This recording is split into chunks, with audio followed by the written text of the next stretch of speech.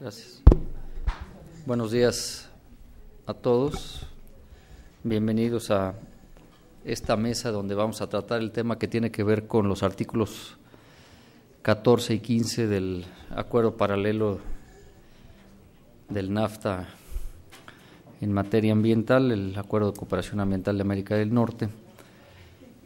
Estos artículos, como ustedes saben, por primera vez abrieron la oportunidad para que el público, para que los ciudadanos, para que las ONGs pudieran llevar casos internacionalmente a una instancia como estas en contra de los gobiernos, aseverando que alguno de ellos, en algún caso en particular, no está haciendo o no está llevando a cabo una aplicación efectiva de la legislación ambiental.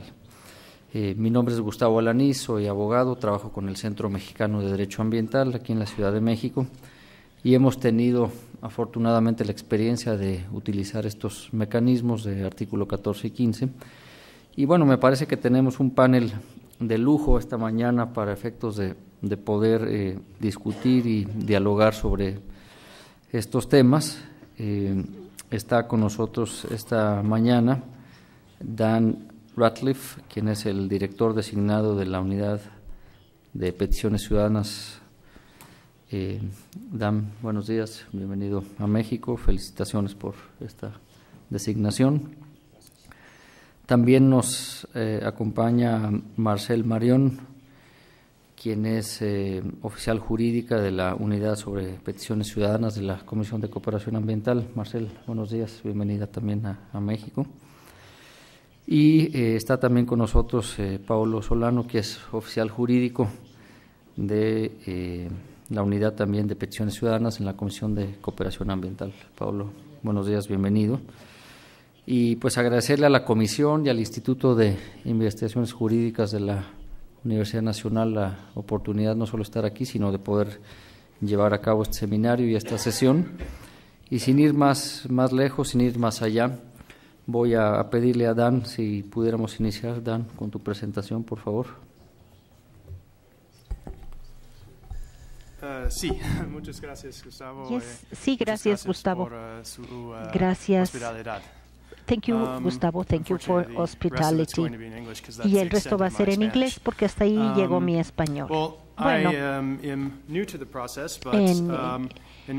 muchas formas, el proceso, pues yo lo conozco muy bien de trabajos anteriores en la resolución de controversias ambientales. Por lo tanto, voy a empezar mi presentación hablando un poco sobre, a ver, la primera diapositiva. Bueno, ¿cuáles son las autoridades que tiene la Secretaría?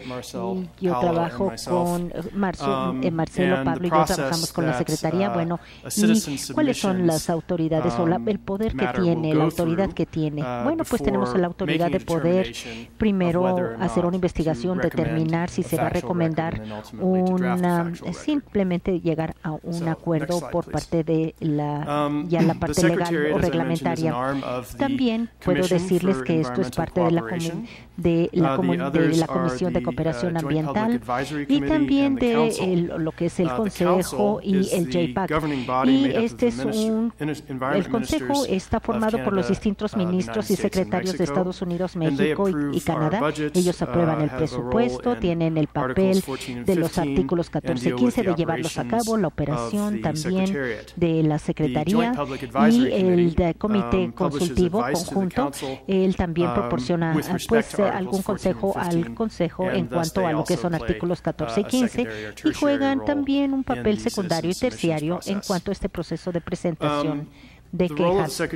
El papel de la Secretaría o del secretario en este caso es la presentación inicial por parte de una tercera parte de una ONG en donde se establecen algunos de los tres países que pertenecen a TELCAN.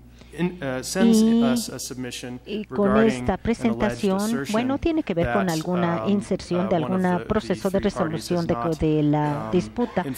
Cuando alguno de estos puntos no se ha puesto en práctica o aplicado correctamente. Nosotros somos una parte independiente, neutral, para resolución de las disputas o de la controversia, como escuchamos anteriormente en el otro panel. Bueno, lo importante aquí que debemos recordar es que no hay ningún resultado que sea obligatorio en cuanto a este proceso de presentación de quejas, más que al momento en que ya se toma en cuenta la evidencia y los hechos. Es más similar a lo que es el mecanismo alternativo antes de llegar a un proceso legal como tal. En la Secretaría, aunque nosotros también tenemos poder o autoridad discrecional, no tenemos que llegar al tribunal. No hay alguna sanción que se implique como tal, o tratamos de facilitar el entendimiento común entre las partes, entre la parte que está presentando la denuncia y el demandado, para que se pueda cumplir de alguna forma con este aspecto. Y cuando hay alguna violación o se infringe este código de respeto al medio ambiente, nosotros tenemos una serie de reglas para proceso legal. Lo que tratamos de hacer es asegurar que todo, la parte interesada, la parte que presenta la queja, todos reciban un trato muy justo e igual. Bueno, la autoridad que tenemos en cuanto a la presentación de las quejas son similares a lo que vimos anteriormente en el Tribunal Administrativo. Aquí tenemos una revisión de prima facie para asegurarnos primero que todo cumple con todos los requerimientos del artículo 14.1 de ES. Todas estas, bueno, lo que se dijo anteriormente quiere decir que implica que haya una presentación de la queja, que la queja se haga de acuerdo a toda lo que se requiere con la información para que se pueda revisar, documentar, documentos de referencia. Y creo que este es uno de los poderes que tenemos nosotros para hacer todo esto. Después vamos a tratar de hacer que se cumpla precisamente la ley, más de que de hacerlo de forma negativa. Estamos evaluando todo lo que es los documentos y determinamos si esta queja puede llevar a, digamos, a una falta de cumplimiento y no llegar a que haya algún sentimiento negativo en donde pues está sujeto a una sola interpretación, muchas veces la parte legal, y que debe haber un dictamen final. Lo que hacemos también es que revisamos la forma en que se hace la presentación de la queja cuando entra con nosotros. Si hay algún error, bueno, lo regresamos a la persona para que le haga la corrección, y el propósito es asegurar que todo sea eficiente, que todo sea muy exacto, y también no hacer que el proceso se frustre desde el principio porque, digamos, hay un errorcito o hay alguna cosa que no cumpla con lo que debe hacerse, sino que tenemos que asegurarnos desde el principio que todo por lo menos sea correcto y ayudarle a la persona en caso de que hubiera algún error, proporcionar todo lo necesario para que presente esa queja correctamente. Si no se revisa bien, bueno, pues entonces después, de acuerdo a los artículos 14 y 15, no vamos a poder dar seguimiento. Bueno, aquí creo que Marcel va a hablar de las siguientes. Marcela va a hablar de lo siguiente. A ver. Primero quiero dar las gracias al panel anterior porque estuvo pues sentando las bases de lo que vamos a hablar ahora nosotros, como que mucha información de lo que estamos diciendo ahora, de lo que hacemos nosotros. Es una especie de mecanismo alternativo de resolución de controversia, pero un poco distinto. Bueno, me recuerda justamente lo que el señor Izquierdo estaba diciendo desde el principio de su plática. Bueno, el primer día de este seminario sobre la paradoja que existe, la paradoja que, bueno, que no tenemos que crear todo de tal forma que funcione muy bien, y eso es lo que estaba diciendo. El proceso de presentación de queja debe ser el correcto ante la CCA. Y bueno, me voy a ocupar un poquito más del criterio que se requiere para poder cumplir toda esta presentación. ¿Cómo se hace la presentación de la queja realmente? ¿Cómo se distingue una queja de una carta, de una queja como tal? En este caso tiene que cumplir con ciertos requisitos.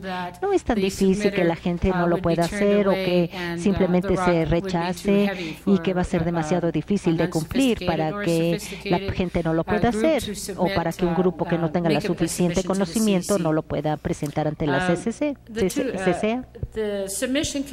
Esta carta, esta solicitud, bueno, en cuanto a la forma, y esta es la primera parte que necesitamos hablar, la forma en sí es bastante sencilla.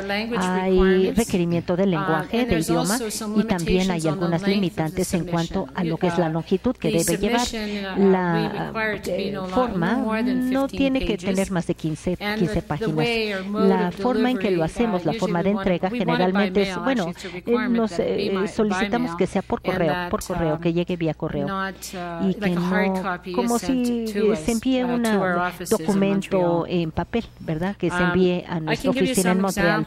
Voy a dar algunos ejemplos de algunos errores principales o no tan importantes que se han hecho. Como un error muy pequeño, generalmente a lo mejor la persona no está dando su dirección y bueno, esto se envió por correo electrónico o era demasiado largo. Todos estos problemas o errorcitos pueden solucionarse. Después se regresa a la persona que lo envió, entonces corrige los errores y lo vuelve a enviar. También puede haber errores que sean más graves. Estos errores graves que hemos visto en la presentación del documento en el pasado son que a lo mejor no identifican la ley o lo que a lo que se refieren. Entonces aquí, por ejemplo, si tenemos 15 páginas y nos envían todo el documento, no identifican exactamente cuál es el reglamento que no se está cumpliendo o la ley que se está violando. Otra deficiencia más seria sería que no explican correctamente cuál es el daño. Es decir, cuando se hace todo este documento y realmente no detalla el hecho o cuál fue el daño que se experimentó por parte de la falta de cumplimiento ambiental, pues esto es un error muy importante que sí a veces que encontramos en estos documentos. Hay también un límite para poder llevar esto, digamos, de acuerdo al artículo 41, hay un límite para poder enviar este tipo de documento y cumplir con todo lo que está pidiendo. Y esto lo van a ver ustedes en las próximas láminas. A ver. El artículo 1.4 dice que tiene una serie de razonamiento en cuanto a la materia que se trata y a la persona que lo está enviando. No quiere decir que sea un procedimiento muy difícil o que una especie de filtro, no. Más bien aquí yo hice el comentario que esto se hace en cuanto a biodiversidad y este es algo que es un poco más práctico por parte de la CSA. Aquí este documento no se supone que debe tener toda la discusión que trata sobre el hecho que está tratando bajo el artículo 14.1 y 2. No, más bien este fue un comentario que se hizo en los Grandes Lagos, en el caso de Grandes Lagos. Se supone que no debe extenderse mucho más allá de lo que está tratando. Y aquí teníamos esa paradoja de la roca. No se necesita que sea demasiado extenso, demasiado detallado, de acuerdo al artículo 14.1, 14.2, que tiene que ver con el criterio de determinar de qué se trata, pero sí tiene que explicar por lo menos, hablar sobre cuáles son los problemas principales o explicar de qué se trata para que nosotros podamos trabajar directamente con este documento. Muy bien, regresamos un poco al idioma que tiene que utilizarse, el idioma designado por la parte. Bueno, el documento se espera que sea en inglés, en francés o en español. Esto se explica en las pautas. Y en segundo lugar, la Secretaría va a traducir todo este documento y va toda la información de apoyo en los idiomas oficiales y de la parte que está enviando esta solicitud, a menos que se indique de otra forma. Y esto también aparece en las guías, en las pautas. ¿Quién puede enviar el documento?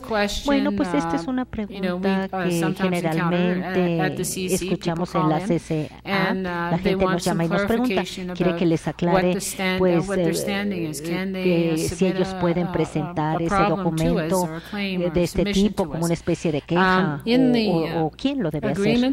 Bueno, en el acuerdo ahí se indica que una ONG, una persona que reside en el territorio en donde hay algún problema, de acuerdo al acuerdo puede enviar ese documento. ONG aquí se va a definir en la sección 4.5.1 de nuestras pautas. Y la definición de una ONG quiere decir que cualquier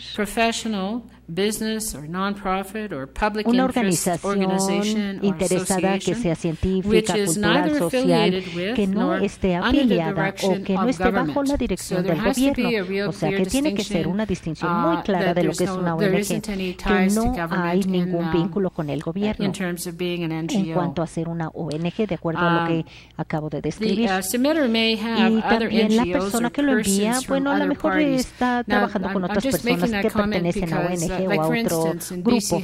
Por ejemplo, en la BC Hydro, que es una de las hidroeléctricas, aquí la persona que lo enviaba era de Columbia Británica, él residía ahí en ese lugar, y la organización también era de Columbia Británica, pero sin embargo había otras personas que estaban presentando el mismo documento, que eran de Estados Unidos y de otras organizaciones y asociaciones que estaban interesados en el mismo tema, en el mismo problema. Así es de que la persona original que envió era la persona que residía ahí, que estaba ahí, la parte afectada, pero puede incluir también otras partes, otra gente que incluso reside en otros países o de otras ONG de otro país.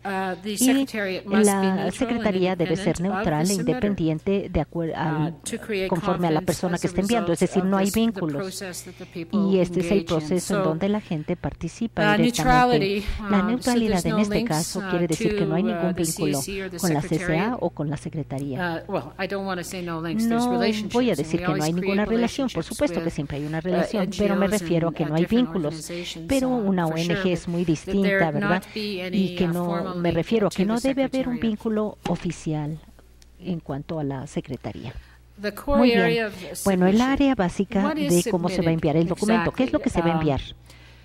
Aquí está el meollo, quiere decir que va a ser como una parte que implica cómo se está fallando en la parte de cumplimiento del derecho ambiental. Esta es como una declaración general en cuanto a la presentación del documento.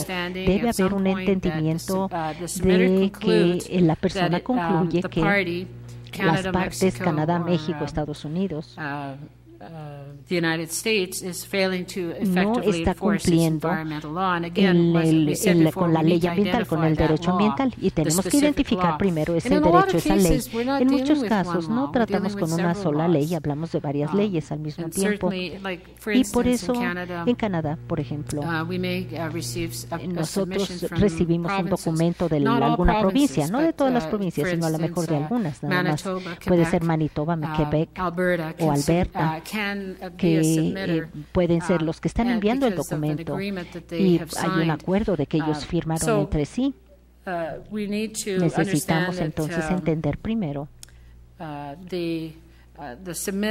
quién es la persona, el remitente, o el que está proponiendo, el proponente o el remitente, quién es la persona que envía. Y aquí hay una serie de pautas que nos dice que es como donde puede haber una falla cuando, digamos, están implicando que no se está cumpliendo correctamente de acuerdo a este acuerdo de cooperación ambiental en 45.1. Aquí esto es lo que dice 45.1. Dice que la Secretaría no inicia con la noción de que hay una falla en la ley, más bien está aceptando que los gobiernos sí quieren poner en práctica la ley y aplicar la ley. El 45.1 lo que implica, o la base que tiene, es que la parte no falla en el cumplimiento del derecho ambiental, en donde hay alguna acción que está en cuestión o en cuestionamiento, porque no ha cumplido con todo esto. Es decir, que aquí estamos hablando de un ejercicio de discrecionalidad. La parte a lo mejor ha acordado que hay una discrecionalidad o que llega a una decisión alternativa de asignación de recursos. Muchas veces encontramos esta serie de razones en varios casos casos en el derecho. Y bueno, las partes implica que sí están ejerciendo su poder de discrecionalidad y que tienen cierto control sobre los recursos. Y bueno, hay otra sección precisamente en las pautas, en los artículos que estipulan directamente qué tipo de acción es a la que se refieren o cuál es la acción de aplicación de la ley que se está utilizando. Es decir, hay una explicación un poco más clara de qué quieren o cuáles son esas acciones. Las partes, de acuerdo al derecho doméstico o el derecho nacional de la parte, bueno, implica cuáles son estas acciones. Hay una gran gama de acciones gubernamentales que se enumeran aquí en las pautas, en el criterio, en el artículo 5 de los criterios. Y no es que sea algo que se termine o que se limite como tal, sino que implica una serie de acciones que tienen que ver con el derecho ambiental. El otro problema son las sanciones y los cómo remediar o modificar. Y esto implica una serie de acuerdos, también de mandatos judiciales, de limpieza química, varias otras cosas que están estipuladas dentro de todos estos artículos, y esta remediación pues quiere decir que debe llevarse a cabo dentro de la ley nacional. También la ley nacional debe tener una serie de garantías de cumplimiento de los artículos. Aquí, por ejemplo, tenemos uno que cubre todos ellos, que es el artículo 7. Básicamente lo que estipula es que la gente tiene acceso a estas leyes y también a la aplicación de la ley. Hay formas y medios de poder hacerlo. La gente puede presentar una queja ante el gobierno. Y nuevamente los jueces finalmente van a tener que poner en práctica todo esto y también respetar la jurisdicción, estar familiarizados con las leyes, saber bastante sobre lo que ha ocurrido en cada caso. Así que es importante que la ley ambiental, el derecho ambiental, bueno, y aquí de hecho se define no quiero decir en forma precisa, pero sí con tal interpretación que el remitente pueda saber o la proponente pueda saber bien a qué se refiere. Tenemos una serie de limitantes también en cuanto a la determinación. Voy a terminar el resto de la presentación. Again, I mentioned earlier that we're not a court, but that we do have some interpretive powers. Tenemos poderes de interpretación. Which is quite extraordinary in terms of the legal architecture involved here. If you think about what's going on, we have an international treaty which enables an intergovernmental organization, the CEC, and the Secretariat of the CEC, especially the SEM unit, to deal with issues of domestic environmental laws. As Marcel just mentioned, we're given guidance in the agreement on how to interpret whether an action or an inaction of a government agency was an effective enforcement of the law. But we also have limits on how much power we actually have. For example, we're not empowered to make a determination on whether a party has failed to effectively enforce its environmental law. Even if a quote-unquote factual record is developed, even if the council instructs us to develop a factual record, it's not within our explicit powers to determine that a party has failed to effectively enforce its environmental law. Rather, what we're doing is identifying what the facts at issue are and recording them in a factual record if we're so instructed. And also, the council may occasionally limit what the scope of a factual record is. There's also a conundrum for the Secretary in analyzing actions of authorities in question. We have to, as Marcel noted, apply a reasonableness test on whether the authorities exercise appropriate discretion and whether those actions resulted from bona fide decisions.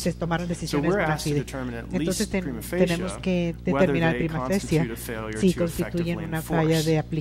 But we thereby only have a limited power to interpret the facts ex lege.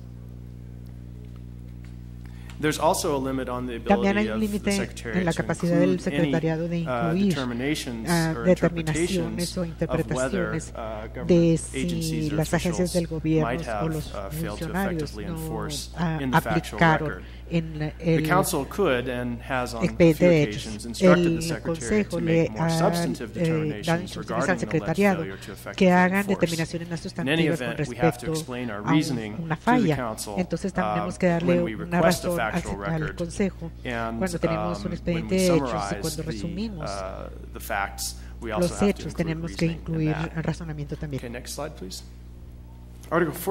El artículo 14.2c del acuerdo dice que los remedios particulares disponibles en la ley de partes debe de investigarse antes de poder hacer una recomendación de expediente de hechos o determinar si amerita. También aquí tenemos uno de los poderes de interpretación del secretariado. Tenemos que ver lo que significa que un proponente tiene que buscar remedios privados. Buscar no quiere decir exhaustar o terminar todos los expedientes de hechos. Estos remedios privados, si están disponibles o no, entonces tenemos que tener un poco de discreción para determinar si o no los requisitos del artículo 14.2c se han cumplido.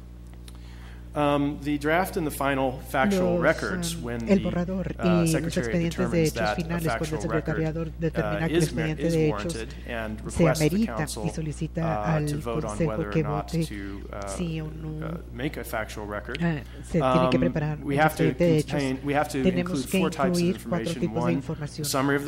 Un resumen de la petición, un resumen de la respuesta de la parte interesada, un resumen de otra información de hechos relevantes y el secretariado, el expediente de hechos del secretariado, también aquí tenemos que aplicar mucha discreción. El expediente de hechos incluye el qualité, el registro de lo que sucedió, qué era el problema, cuál es la ley que estaba involucrada y qué respuestas se han recibido de las partes, si es que se ha recibido alguna. Cuando hacemos una determinación si un expediente de hechos debe desarrollar, una de las cosas más importantes que debemos de ver es si hay casos pendientes, asuntos judiciales o administrativos pendientes ante los cuerpos legales domésticos de la parte en cuestión. Y queremos evitar duplicar esfuerzos que se estén llevando a cabo en el sistema de tribunales de esa parte. Y no queremos interferir con ningún litigio pendiente, a no ser que el artículo 14.3c tenga una lista anexada de pendientes. Now, the Council, as I mentioned earlier, plays a very important role, tiene un rol muy importante, and I've mentioned it several times during the he presentation. They have the authority to vote on whether or not to instruct us to prepare a factual record. They don't indicate any timeline for doing so, but the Council has resolved that we should use our best efforts to produce a factual record.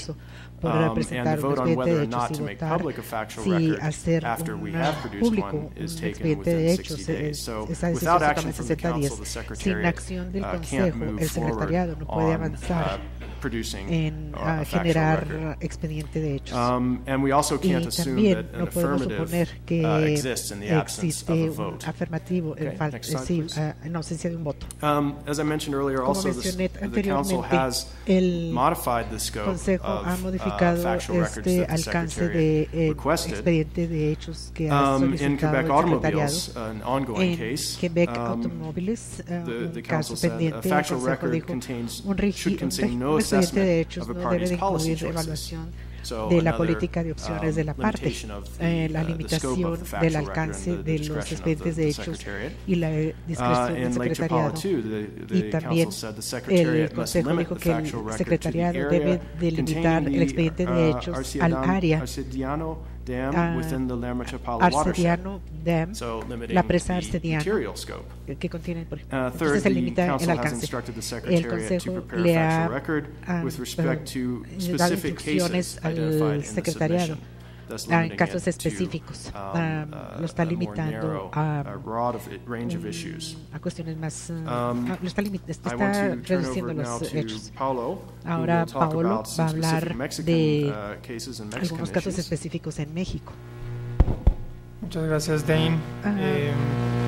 Thank you, Dane. Un placer estar it is a pleasure for me Dane to Ratliff y be Marcel Marion, que recientemente se integraron a la unidad de peticiones y que hayan aceptado además venir a presentar el mecanismo de petición ciudadana, siendo que bueno, llevan poco tiempo en la unidad y que están haciendo una presentación excelente sobre el mecanismo que incorpora los artículos 14 y 15 del acuerdo.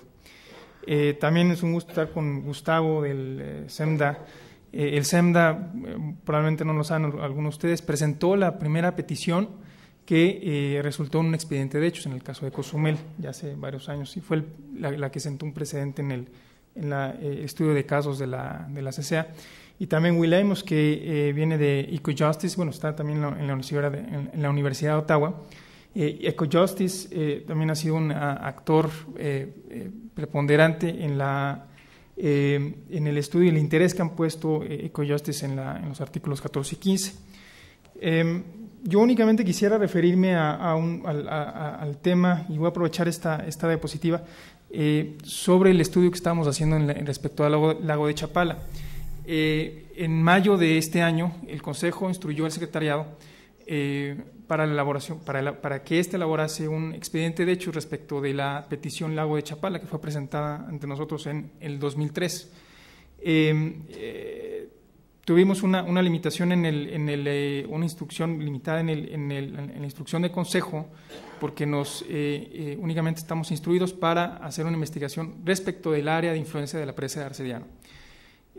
Con esa instrucción en la mano, nosotros elaboramos un plan para la elaboración del expediente de hechos y esta semana, el lunes, realizamos una reunión pública para recopilar información por parte de quienes consideren que tienen información relevante y que la quisieran presentar al Secretariado.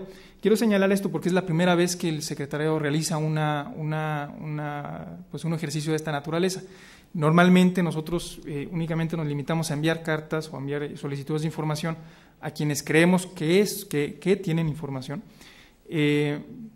Consideramos que el caso del lago de Chapala meritaba pues abrir un poco más el mecanismo de elaboración del expediente de hechos y que probablemente algunas personas que vivieran en el lugar, que habitaran y que pues probablemente tuvieran información e inclusive una opinión sobre el tema, pues pudieran expresarlo y pudieran decirlo. Ahora, es atribución del Secretariado el destilar, el seleccionar esta información y el determinar cuál es la información relevante que se van a incluir en el expediente de hechos. Y no solo estamos incluyendo información de un solo lado, también estamos preguntándoles a las autoridades del Estado, a las autoridades federales, y les estamos solicitando información para integrar el expediente de hechos del lago de Chapala. También quisiera también hacer una breve aclaración. En el caso de México y de los Estados Unidos, nosotros hemos recibido peticiones, al menos en el caso de México, que aseveran la falta de aplicación efectiva de alguna ley de carácter estatal. De hecho, nosotros en abril del año pasado recomendamos al Consejo la elaboración de un expediente de hechos sobre una ley estatal, que es en el caso de Sonora. En el caso de Canadá, únicamente 3 provincias de Canadá se han adherido al Acuerdo de Cooperación Ambiental, y entonces únicamente respecto de estas 3 provincias únicamente podríamos elaborar un expediente de hechos, y son Quebec, Manitoba y Alberta. Actualmente estamos elaborando el expediente de hechos de automóviles de Quebec, que se refiere a la aplicación efectiva de una ley de la provincia de Quebec.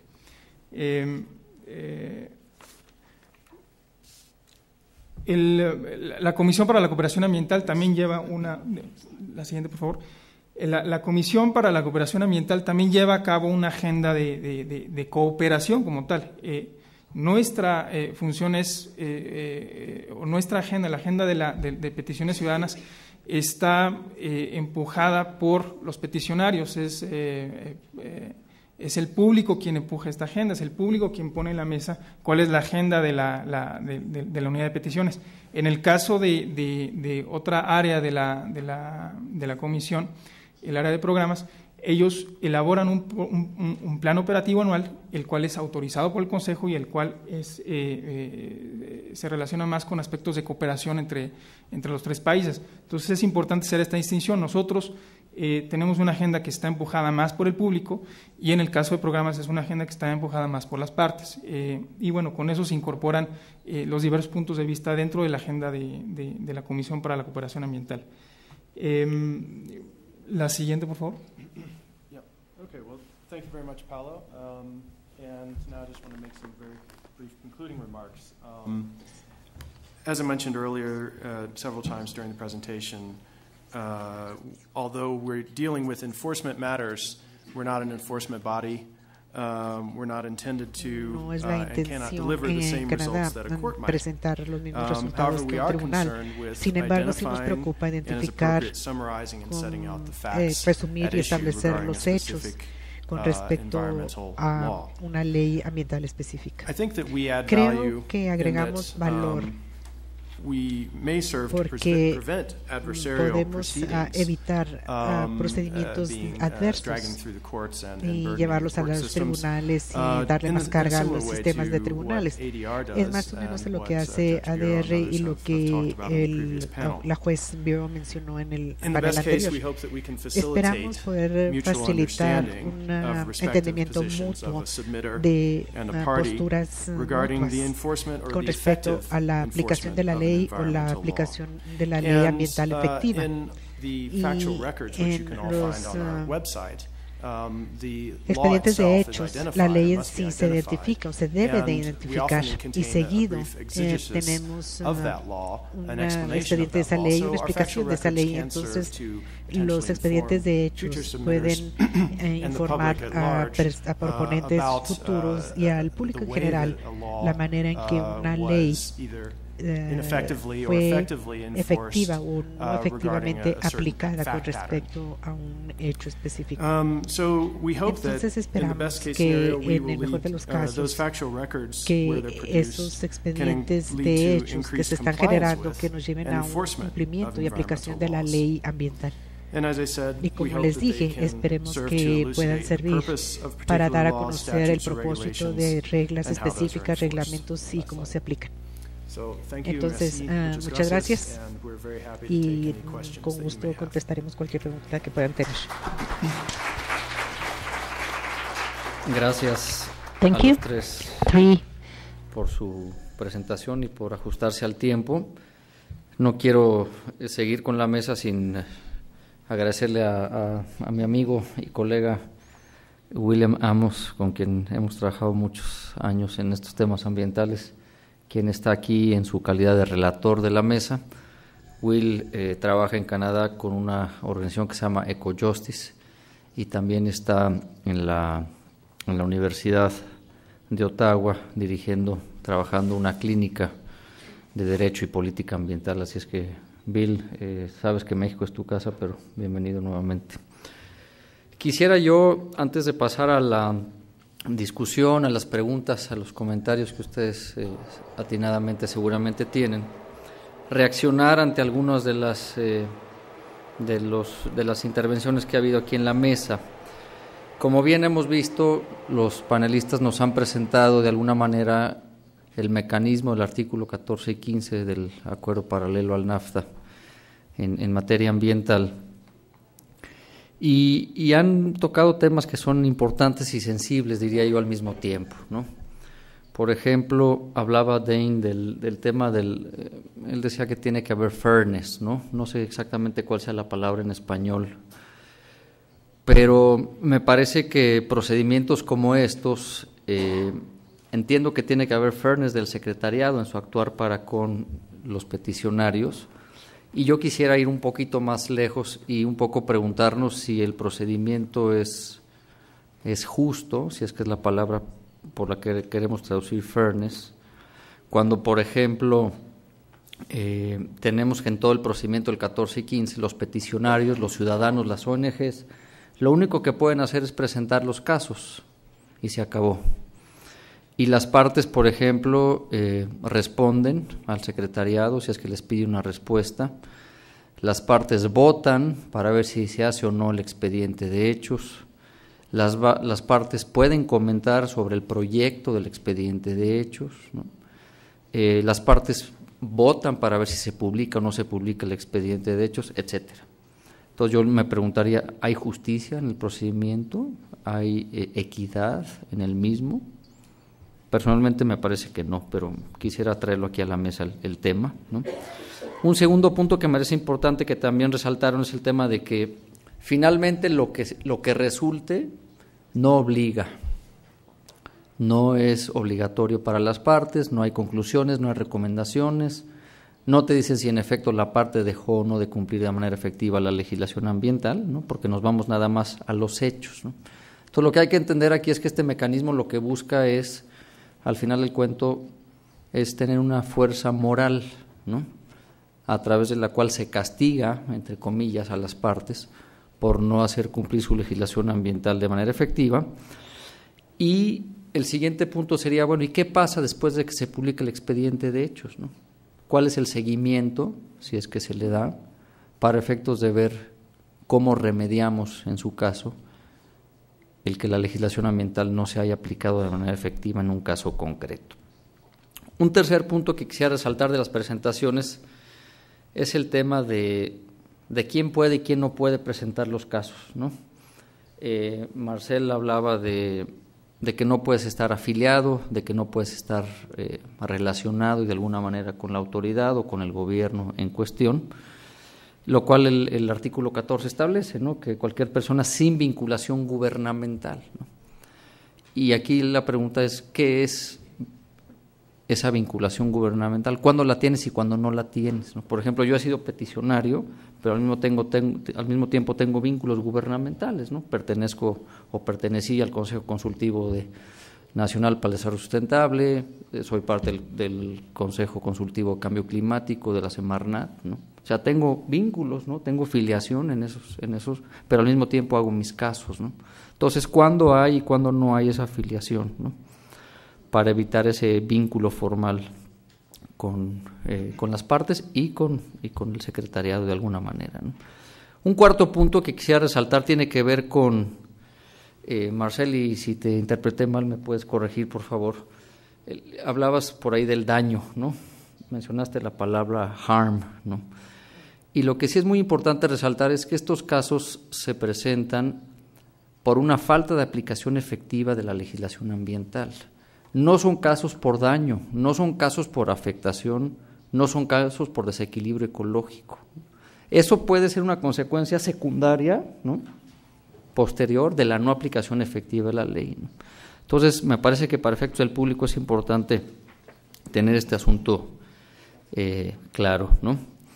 También quisiera mencionar el tema que mencionaba Dan,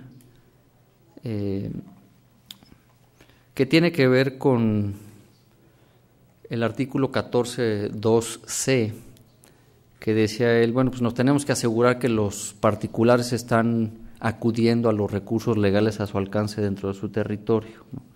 Que es lo que dice justamente el artículo, no habla de agotar, ¿no? Sin embargo, yo quisiera ir un paso antes y querer interpretar que incluso posiblemente el peticionario ni necesariamente tendría que acudir a los recursos legales a su alcance dentro de su territorio. ¿Por qué? Porque lo que establece el artículo 14 es que esa es una de cuatro, ¿no? Es una consideración que el secretariado tiene que tomar en cuenta para ver si le pide una respuesta a la parte. Pero en ningún momento te exige que como peticionario necesariamente hayas tenido que acudir. Entonces, quisiera traer esto a la mesa para conocer sus reflexiones al respecto. Y por último, mencionar en la parte final de Dan, de su presentación, hablaba él de las limitaciones, ¿no? Y obviamente que sí es un procedimiento muy importante, pero que hay que reconocer que tiene sus propias limitaciones, ¿no? Voy a dar algunos ejemplos para que podamos contextualizarlo, ¿no? Por ejemplo, ¿qué pasa si las partes no responden en 30 días o en 60 días que tienen para responderle al secretariado? ¿O qué pasa si nunca responden? Pues no hay claridad al respecto, ¿no? Un segundo elemento es, me parece personalmente que puede haber un conflicto de intereses para las partes, ¿no? Porque por un momento son acusados, ¿no?, de no aplicar la ley de manera efectiva y por el otro lado votan para ver si son investigados o no son investigados. Eso no lo he visto en ningún otro sistema, ¿no? Hablaba Dan también de que no hay un tiempo para elaborar el expediente de hechos, ¿no? Entonces me puedo tomar 6 meses o me puedo tomar 3 años, ¿no? No hay un tiempo para pasar, por ejemplo, del artículo 14 al 15, ¿no? No hay un plazo determinado, ¿no? No hay un plazo para que se vote, para que se haga o no se haga el expediente de hechos, ¿no? No hay nada que hacer para el peticionario si se decide que el expediente de hechos no se hace, ¿no? Posiblemente el Consejo vota y dice no se hace el expediente, y como peticionario, como ciudadano, ¿qué puedo hacer? No tengo ninguna herramienta, ¿no? O finalmente, solo por mencionar algunas de estas limitaciones, ¿qué pasa si se decide que no se hace público el expediente de hechos? Pues el ciudadano no puede hacer nada tampoco, ¿no? Entonces, bueno, quisiera comentar estos asuntos y voy a pasar la palabra a los miembros de la mesa para que puedan responder algunas de las preguntas que nos han estado mandando y darle unos minutos también a Will. Will, no sé si quieras reaccionar a algunos de los temas que se han tocado aquí en la mesa, por favor. Is now a good time, or should I allow the panelists to react to your comments? Dan, would you prefer? We do want to take also some questions from the audience. But we have a virtual raft of things to deal with first, so I'll try to go through them as quickly as possible. First of all, on the issue of is this procedure fair or on what fairness is, as I mentioned earlier, we try to ensure as much fairness in terms of due process as possible. We're not subject to a civil procedural code. This is ADR. But I want to just point out that in the absence of this procedure, what would you have, Gustavo? You wouldn't have really anything, would you? So I think it's better than nothing at all. I think it is y creo que sería pues como un ofrecimiento de las partes para tener acceso a la justicia. Y sí está desempeñando un papel muy importante porque puede identificar los problemas que preocupan al proponente. También hablaste de la palabra castigo. Bueno, castigar a las partes. Y creo que no estamos considerando la sección que hablaba de que realmente no se trata de un proceso para crear alguna sanción. No, porque aquí creo que vemos que la expectativa que se tiene como proponente es muy distinta al resultado que se puede tener por parte del secretariado. No es una corte de apelaciones o tribunal de apelaciones. En cuanto a conflictos, bueno, los vínculos con el gobierno, como mencionabas, que es lo que se considera como algo independiente. Yo creo que aquí la línea que debemos trazar es que no hay un conflicto de intereses. Es lo único que debemos mencionar, que no debe ocurrir este conflicto de intereses con el gobierno o que pueda identificarse como tal. Hay alguna serie de pautas en cuanto a conflicto de intereses en la Asociación de Barra de Estados Unidos y de algunas otras que implican que hay una pauta muy clara que indica exactamente qué es eso de conflicto de intereses o cuándo habría un posible conflicto de intereses. Y en número 4, bueno, pues aquí en este caso estamos hablando de daño o algún daño o afectación.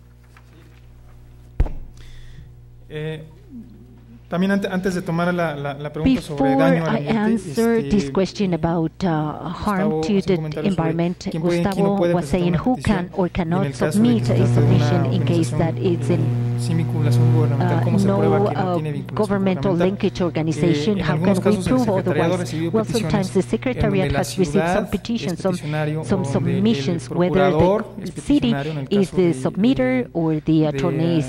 Ontario Power Generation. As in the Ontario Power Generation, there was an attorney, or many of them who were the submitters, and recently under the submission of waste in drilling at Tabasco Coyo. peticionario que estaba vinculado al municipio. Ahora, a submitter who was linked to the municipality government. Now, in some cases, whether the rep and the submitters do have a linkage with the government, lo que nosotros hemos considerado what es que we have considered el peticionario is en that todo caso ha the sido el SEMDA. submitter has been Y SEMDA. si ese And peticionario if this tiene esa vinculación submitter has this linkage with the government, si well, Gustavo Alanís actuara, it's different. Let's say por if su Gustavo propio Alanís derecho y, is just encontráramos o taking his viéramos que right to hay do so and to submit alguna cuestión something, sobre vinculación, and if we find out there con is el a gobierno, linkage entonces to the tendríamos government, que analizar well, ese we caso. have to analyze the case. Las directrices no The nos guidelines establecen do not set pues esos parámetros. those Nosotros parameters. tendríamos que We interpretarlo have to y interpret verlo en them, su to caso. construe them, and to see them in one by one case. En la petición de Under residuos the peligrosos en submission of Cunduacán, vimos que había una toxic or ranchería que hazardous estaba, waste at Cunduacán, we found that there was a farm como parte de los peticionarios as y que part estaba of the vinculada al municipio submitters, de and it Cunduacán. was linked to Entonces, Cunduacán simplemente le pedimos al peticionario que municipality nos government. So proporcionara we más asked información para determinar eso.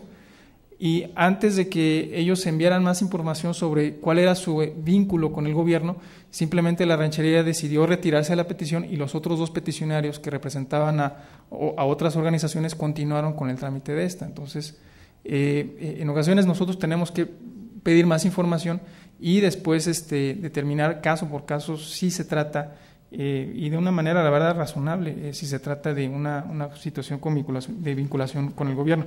Respecto al tema del daño, me parece que se trataba de que las peticiones se refieren a falta de aplicación efectiva y no de daño, que en todo caso el artículo 14, me parece que el comentario de Gustavo es que el artículo 14.2 contiene criterios, en efecto contiene criterios, y uno de esos criterios es el criterio respecto del daño, si se asevera el daño, si se ha aseverado que hay un daño.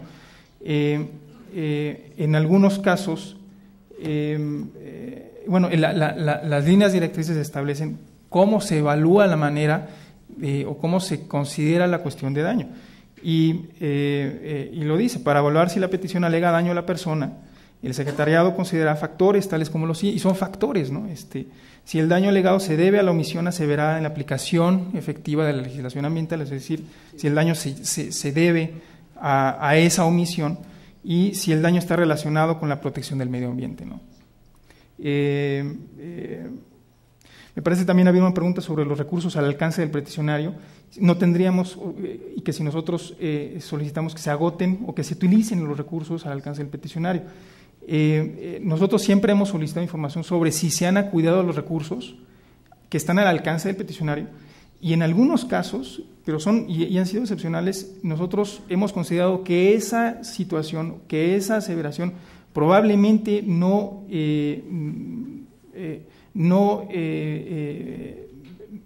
se podría presentar ante un tribunal, y nosotros utilizamos la directriz 7.5 que dice: si al solicitar una respuesta reside apropiada,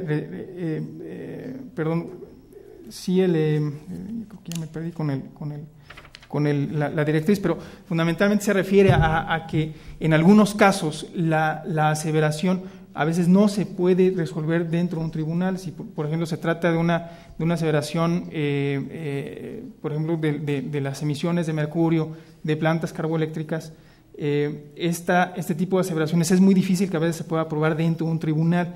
Entonces, en algunos casos hemos utilizado esto como un criterio, como no un requisito, sino un criterio que tiene el secretariado y que utiliza de manera discrecional y de una manera, pues, lo más justa posible, ¿no?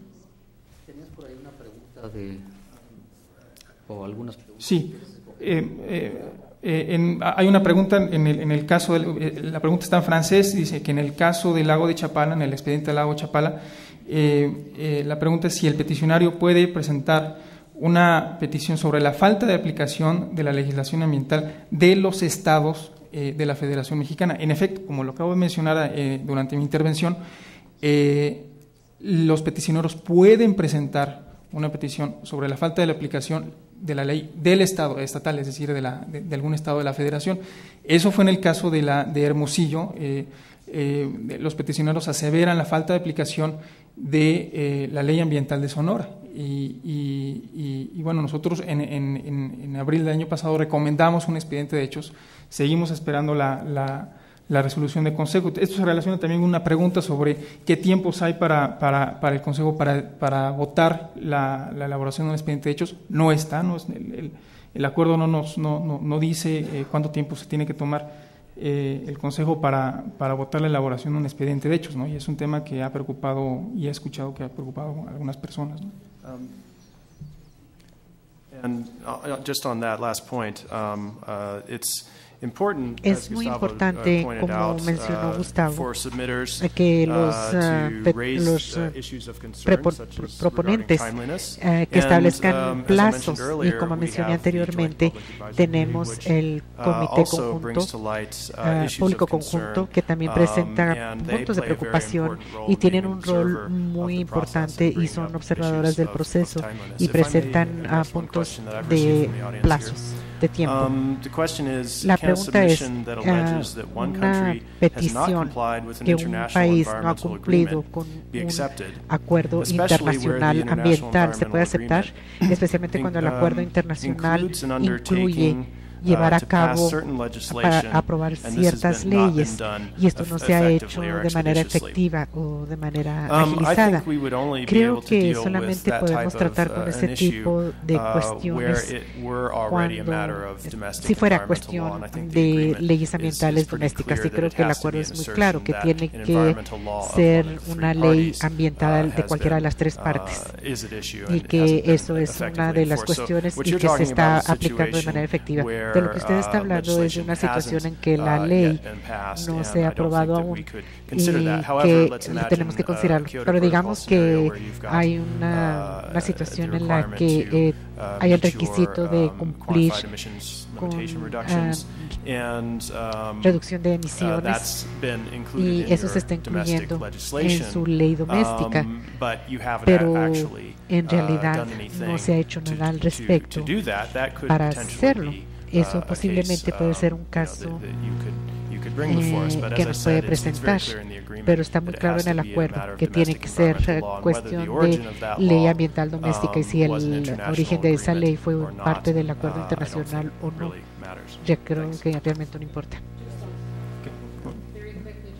Brevemente, con respecto a la ley internacional, si tuvimos un caso ante nosotros que fue el lago del Diablo, y en esa petición específica no se aceptó, principalmente porque las partes, y es Canadá y Estados Unidos, tenían un acuerdo transfronterizo y fue un acuerdo internacional, y en el acuerdo había un mecanismo que las partes, Canadá y Estados Unidos, tenían que emplear cuando hubiera una disputa, y la redacción de ese mecanismo específico les prohibía salir de su acuerdo específico, entonces no tenían ningún recurso para ir a SEM, por ejemplo, o a UPC. UPC es la unidad sobre peticiones ciudadanas, y tuvimos esa experiencia con el lago Diablo, o el Devil's Lake. Sánchez, tengo una pregunta de Alejandro Sánchez de DEPIA, de la Defensoría Penal Ambiental. Su pregunta es sobre si nosotros hemos admitido para su análisis peticiones que aseveran la falta de aplicación de la legislación penal ambiental, y la respuesta es sí. En el caso de Alca, Iztapalapa, nosotros no solo admitimos la petición, hicimos la recomendación, el Consejo votó la elaboración del expediente de hechos, y elaboramos un expediente de hechos que se hizo público en mayo de este año. Yo creo que estoy obligado a decirlo, que el peticionario falleció antes de que hiciéramos público el expediente. Desafortunadamente no llegó a ver la versión final, pero al final de cuentas sí hicimos una investigación sobre la falta de aplicación efectiva de la legislación penal ambiental. México considera que no es legislación ambiental. En nuestras determinaciones hemos expuesto y hemos razonado por qué la legislación penal puede ser legislación ambiental. También hay una pregunta de Alejandro Sánchez de DEPIA. ¿Cuál es el criterio para el principio de definitividad contenido en el artículo 15? Entiendo que se refiere si nosotros estamos autorizados a recomendar un expediente de hechos si hay un litigio pendiente de resolverse. En algunos casos hemos recomendado un expediente de hechos, inclusive cuando hay un litigio pendiente de resolverse, pero únicamente si este litigio no se relaciona con la petición o con la aseveración, lo que nosotros hacemos es analizar si este litigio tiene una relación directa con la aseveración y si cumple con la definición de un litigio pendiente que está contenido en el acuerdo. Nosotros en algunos casos hemos terminado peticiones o hemos estado autorizados a terminar peticiones, inclusive cuando este litigio pendiente de resolverse no coincide con la definición del artículo del artículo 45, y han sido en los casos en donde una investigación penal está en curso o hay una posibilidad de una interferencia con una duplicidad con una investigación o una interferencia con un litigio pendiente, y en este caso han sido litigios de carácter civil. Y ese es el carácter discrecional del secretariado en donde nosotros hemos interpretado esta situación, y han sido casos muy excepcionales. Únicamente en 2 de las 65 peticiones hemos terminado la petición por una situación de litispendencia. La pregunta de Xochitl Guerrero: ¿cuál es el fin del expediente de hechos? Ya que no se sanciona directamente. ¿Cuál es el beneficio de ingresar un documento ante el comité, ante la Comisión para la Cooperación Ambiental? Cuando nosotros recibimos una petición, llama mucho la atención. Las autoridades lo ponen dentro, como lo dije antes, los peticionarios ponen en la mesa el tema de la agenda, ¿no? Eventualmente, cuando nosotros hacemos público un expediente de hechos, se hace pública esta información. Nosotros vemos esto también como un ejercicio de transparencia. Esto puede servir a los gobiernos para tomar decisiones eventualmente y para hacer políticas públicas, pero eso corresponde a la parte. En algunos casos, voy a citar el caso del Parque Nacional de los Remedios. Nosotros recibimos una petición y antes de que nosotros le solicitáramos una respuesta al Gobierno de México, o más bien en el plazo que tuvo México para presentar una respuesta, la Dirección General de Impacto y Riesgo Ambiental negó la autorización de impacto ambiental que tenía relación con la petición, lo cual me parece interesante, ¿no? Se presenta la petición ante el secretariado, y esto pues llama la atención de los directores respectivos o de las autoridades respectivas, y se pone atención, porque finalmente esto llama la atención de autoridades, ¿no? Cuando México nos responde, nos indica que pues la autorización en materia de impacto ambiental se negó, ¿no? En un desarrollo que se tenía propuesto en el Parque Nacional de los Remedios. Gracias, Pablo. Quisiera ahora pedirle a William Amos si quisieras reaccionar a algunas de las cosas que hemos comentado aquí en la mesa, por favor, Will. Gracias, Gustavo. Y trataré de formar mis comentarios más en pregunta, porque no soy presentador aquí, soy relator solamente. Primero, gracias a Marco por su invitación a este seminario. Es un honor servir como relator y tomaré la oportunidad para discutir un poco o dar un comentario sobre el papel del Consejo. Y esta pregunta sería más dirigido a los representantes de los partidos que están representando en el Consejo. And I'll make my quick comment in English just to make sure that it's more clear to everyone. So, for those who don't understand English, pónganse sus audífonos. Para los que entienden inglés, perdón. El punto de Dane de que el artículo 14 y 15, el proceso de cambiar los artículos 14 y 15, entre comillas, es mejor que nada, y sí, es mejor que nada.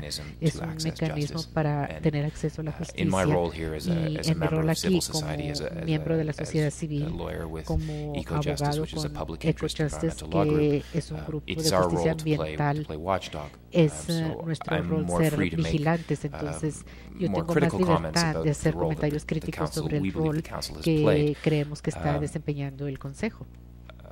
in March of 2008, or April of 2008, at the Commission on Environmental Cooperation Symposium in Phoenix, a public letter was released, signed by dozens of North American academics, environmental law professors, practicing lawyers from Mexico, from the United States, from Canada, criticizing the Council's performance in relation to their votes or their failure to vote on matters pertaining to the scoping of factual records, matters pertaining to the timing of approval of factual records, their rejection of factual records, and their decisions to make or not to make, rather, factual records public. So from my perspective, if there are issues with the Article 14 and 15 submission process, they don't rest with the Secretary at all. The issues rest with the Council's decisions to, in my humble submission, thwart the process. So while Article 14 and 15 may provide access to justice, where los artículos 14 y 15 si hacen justicia y el Consejo está actuando si el Consejo está actuando de manera en que está impidiendo los artículos 14 y 15. Yo quisiera mencionar el punto que se mencionó anteriormente. Este es un proceso de cooperación y los miembros de la sociedad civil más sofisticados que están involucrados en este proceso entienden que esto es un proceso de cooperación. Entendemos que no hay aplicación de la ley en sí, que más bien es dar a conocer situaciones de controversia. Para regresar former Justice Gontier brought us at the beginning of this seminar, there is a nexus between law and ethic. And if the ethic of seeing the Article 14-15 process is not maintained, if there's no willingness on the part of the parties to ensure that the Article 14-15 process works for civil society, then justice won't be achieved. Para la sociedad civil, entonces no se va a lograr justicia. Entonces yo creo que la pregunta, que es una pregunta abierta, no va a terminar aquí, no se va a contestar aquí, y esta pregunta es para el futuro. Y hasta qué punto, la pregunta es, hasta qué punto el Consejo está dispuesto a hacer que este proceso de peticiones públicas funcione. Agradecerle a nuestros panelistas, a Paolo, a Dane, a Marcel, William, por ser el reportur. Agradecerles la discusión. Podríamos llevar mucho más tiempo para comentar estos temas, son bastante apasionantes. Les agradezco mucho a la Comisión, al Instituto de Investigaciones Jurídicas y a ustedes por su tiempo y por sus preguntas. Y vendrá el siguiente panel, no sé si hay un receso ahora. Seguimos entonces directo al siguiente panel. Muchas gracias a todos.